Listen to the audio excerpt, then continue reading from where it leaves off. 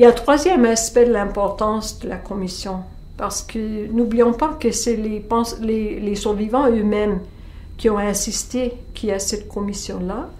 Alors, disons que au cours des années qu'il y a eu des pensionnats, c'est des adultes qui écrivaient les détails, qui créaient la documentation. Dans l'absence d'autres perspectives, c'est ça la réalité des pensionnats. Alors que les enfants eux-mêmes, eux, ils n'écrivaient pas leurs records pendant ce temps-là. Ils n'avaient pas des archives à eux. Alors, la commission, ça a créé comme un forum pour que ceux qui ont vécu cette expérience-là puissent en parler pour compléter le tout de l'histoire de ces expériences-là et que ça crée maintenant une archive à perpétuité pour que les Canadiens tous commencent à apprendre cette partie de notre histoire qu'on ne connaissait pas auparavant. Et ça, je pense que c'est important aussi dans ce sens que plus jamais est-ce que le Canada, à l'avenir, pourrait nier que ça s'est passé au Canada.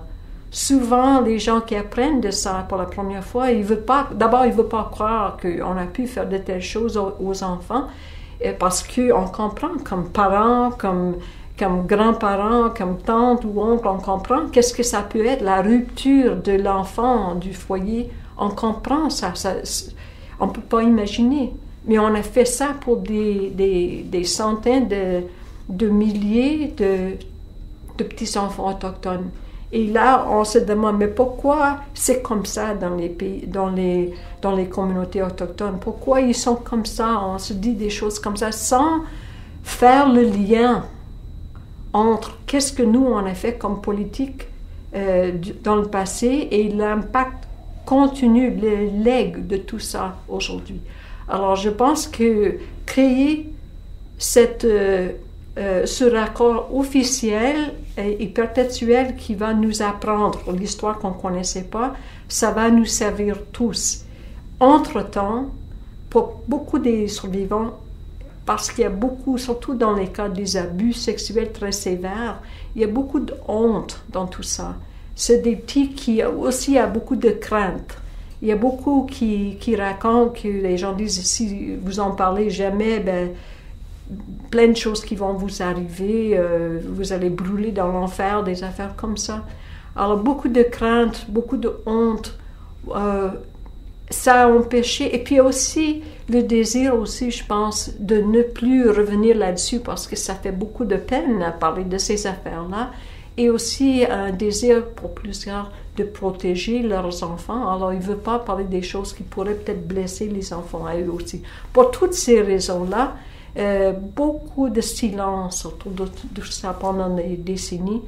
Alors, parler de ça avec des soutiens de santé qu'on a eu sur place avec nous, ça a donné pour plusieurs la possibilité de se libérer de ce fardeau spirituel qu'ils ont traîné pendant des années, ce secret lourd.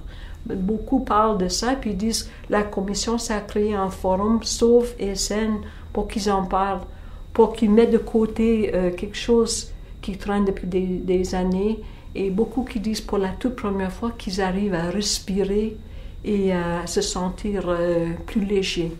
Alors ça, libérer les esprits, contribuer à la guérison, c'est ça qui ouvre aussi la possibilité de la réconciliation, soit la réconciliation avec soi-même, son propre sens d'amour propre, soit les liens entre familles, soit le respect de l'identité autochtone et à la longue, les liens plus sains et dignes entre les Autochtones et les non-Autochtones au Canada.